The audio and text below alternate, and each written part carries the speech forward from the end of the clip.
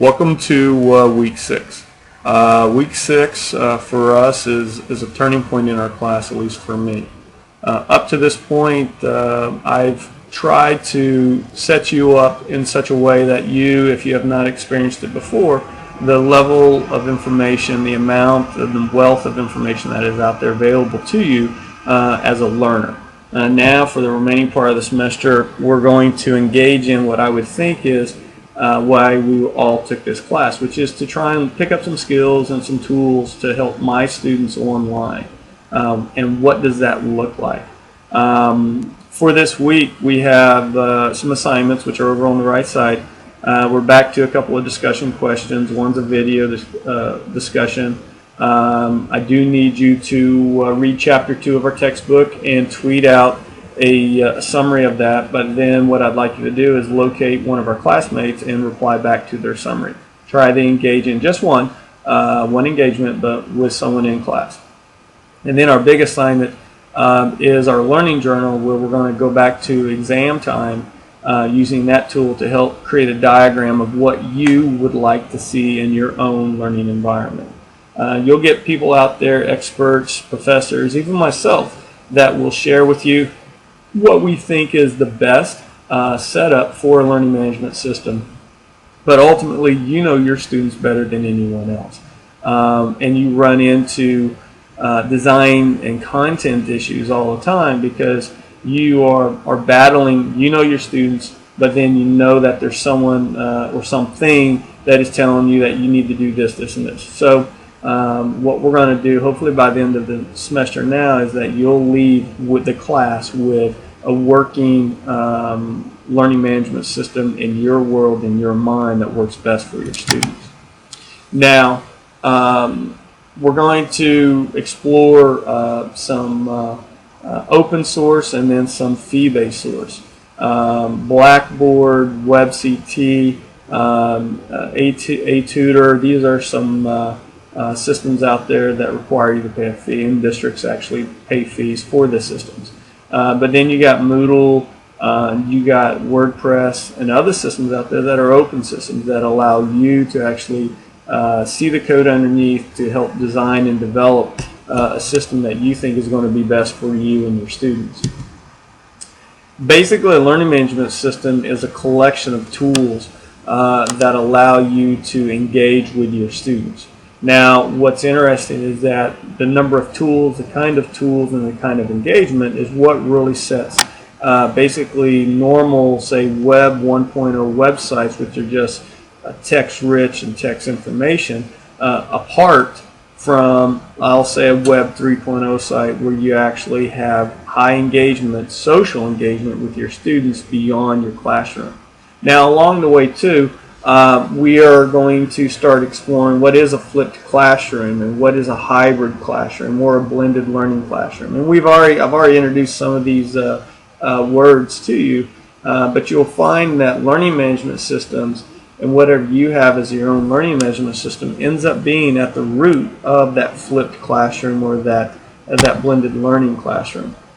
Learning management systems have been around for many years. Normally they start as some kind of a research project, and then at some point someone realizes, well, we can make some money on this, and then they'll enterprise, and the next thing you know, it's really a nice tool, and then they'll start selling the tool. But we are at a point right now where anyone could really create their own learning management system, provided that they have an understanding of the tools available to you. For example, YouTube is a learning management system, and you could set your own video YouTube system up if you want. WordPress, Blogger, Twitter, and you're starting to see Twitter used as a learning management system. Currently today, professionally, LinkedIn, you're starting to see some users trying to turn LinkedIn into a learning management system. In the end, a learning management system is nothing but the delivery of information, content, to users or learners so that they can actually use that information and content. So we're in a pretty dynamic era right now as far as what's it going to look like online from a learning management system point of view. Here's some commercial and open sources that are available to you. My preference right now is, I don't have a preference. I was a big Moodle person, a big Moodle guy for a long time, because I have been around Moodle since 1.0, since it first came out. But now, because of limitations, and now because of what I'm trying to develop that is the most effective for all of my students, without any limitations, I'm starting to kind of look at WordPress or WordPress as an option for me, and I'm developing that right now myself.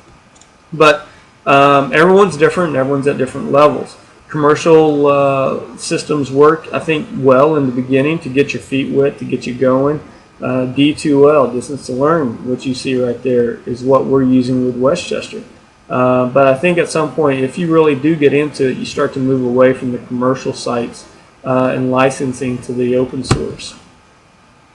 And you do that moving away because you start to understand that basically, like here is WebCT, you just basically have the system as a container of options, administrative options, student options, and then teacher options. And then there's this whole user interface that has to be blended into it. In the near future, you're starting to see, and it's already starting now, making reference to responsive websites that you build one website and you code it in such a way that it's responsive, resizes based on the screen size. Very popular. You're starting to see a lot of referencing to HTML5 and how to structure websites. And in the end, what we're doing is we're talking about structuring information online that's usable for other users. In our case, our big users are our students. Here's some open sources that are out there right now that some people are using.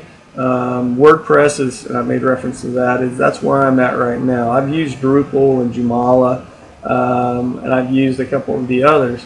But I'm looking for the most flexible system possible from a code point of view, just because of understanding. I understand that I need to develop learning material, content material, informational material that is usable by all of my students. In the end, this is what you really have to get to. You have to understand. You could start out as a content management system. Blackboard, Moodle, Google Sites, all these systems can be just a basic content management system. Or you can roll them into a learning management system. The biggest element that makes them a learning management system is this. Users are producers, they're creators, and they're sharers of information that they've already established. The engagement, teacher to student is high, student to student is high, and then actually student and teacher to the world is very high. And then the users that you have right now are in the mindset, they want information anytime, anywhere, anyway.